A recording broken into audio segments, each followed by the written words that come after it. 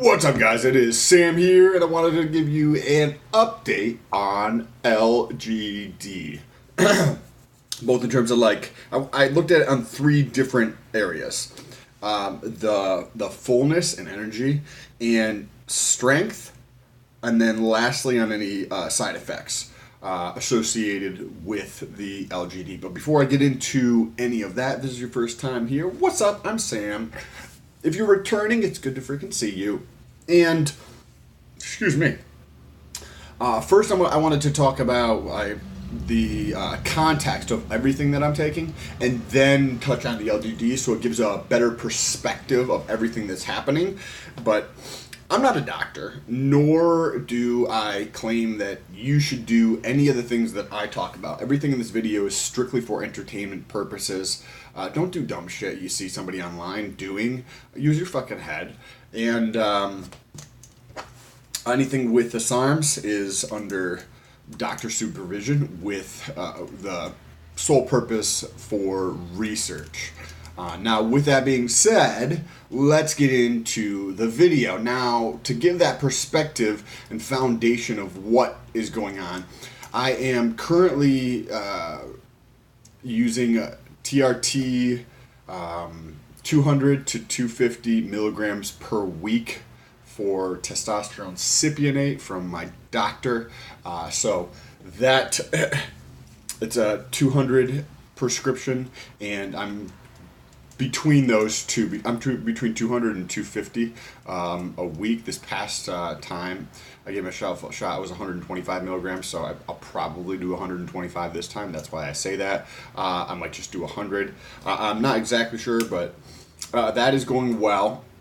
It's not anything crazy if you've ever done testosterone before or had a TRT dose prescribed from you from a doctor. It's nothing absolutely insane, but it does just give a kind of a lift in most areas, in terms of just the overall sense of well-being. Now, on top of that, the MK677, which is the oral secretagogue for HGH, is 10 milligrams per day, first thing in the morning. And those are the only two things basically that I'm taking with the LGD. Now, the LGD, I think it's been about 10 days or so since I started it. I take it that at the same time that I take the MK677, first thing in the morning. Generally speaking, on an empty stomach. I'm not saying this is required or that it's even a smart idea or an intelligent thing to do. It's just how I fucking do it. And I think the half-life's around 25 or 30 hours or something like that. So I just take it first thing in the morning so I don't forget. And now, in terms of the fullness, you have two things here to look at for the fullness, at least for me. You have the fullness like this morning. Today is 7:24, and I don't have a pump, but my muscle bellies are just more full. Everything is a little bit more full in terms of my muscles when I get up and look in the mirror versus super depleted first thing in the morning. So when I don't have a pump, I look more full, and I look relative to not using the LGD, I look a little bit bigger from that standpoint because my muscle bellies just look more full. Like, think of glycogen at high levels versus at low levels. But then you also have the fullness from actually having a pump, like going to the gym and getting a pump. And the fullness in the gym is a lot of fun. Pretty awesome. I'm relatively lean, around probably 10% body fat. You can check out the physique update video before this one. If you just click on the channel and look at the last couple of videos. That's my current physique, probably around 10% body fat, but definitely feeling super full. In the workout department from like a pump standpoint, being in the gym. That is good. Now, moving on to strength. I don't really lift for strength.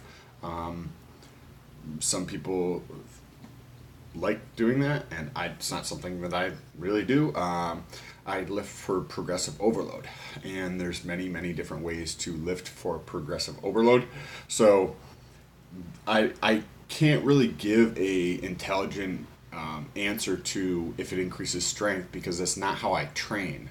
So if I'm looking for increased hypertrophy or being able to increase the volume output during a workout, I would say that my volume of output, meaning like the weights times sets times number of reps, that has been able to increase, and it's not an issue at all. But I think a side factor of the volume increasing is that anytime using an exogenous compound of some sort, mentally there's an effect where we get that placebo and we want to push harder or just be more focused and intentional about our actions in the gym. So we end up amplifying the effect of it, which I'm completely okay with. Like, even though maybe it's only having a 30% increase in my volume output, but because I'm more mentally focused on what I'm doing and I'm more intentional about each and every rep I'm doing, I'm able to increase the volume and the time under tension. By the way, volume I feel like should have a component in there related to time, like, because if you do a volume, this is on a tangent, volume, right, the reps times the sets times the weight, I feel like there should be time under tension on there, the actual amount of time that you have your muscles under tension, and that should be a portion of that calculation. And if, like, you're getting super nerdy, I think that it should be a concentric, like a contraction portion of it, and a negative portion. So the whole formula would be like reps times sets times the weight, and then there'd be two other portions of it, which would be the contracting portion of it, and that's the time times the eccentric, or the negative portion of it. And you could compare a couple of these things to see if it's lopsided and you're working more on the contraction portion of it than the eccentric portion of it, and just play things around with your training. Anyways, the last thing is in terms of side effects. I put this down on here because I think that some people might, it's more of a facetious thing, but I do feel, as I've been dropping a little bit of body fat, and then the TRT as well as the LGD, that I've noticed a increase in the number of people that are looking at me in the gym. Why do I say that's a side effect? Because I feel like some people might not feed off of that energy, where I like it. I don't mind feeding off of that energy. Clearly, I make videos for fucking YouTube.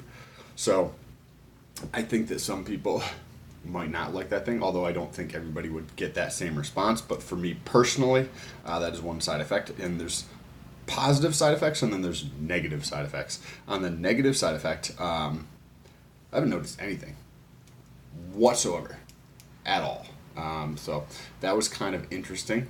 But it's only been 10 days, so we'll see. Last time I got shut down around 3 weeks out. However, I do have the exogenous testosterone at 200 to 250 per week, so we'll see how that progresses from there. If you guys have any questions at all, leave them down below in the comments, or reach out to me on Instagram. There's a link in the description.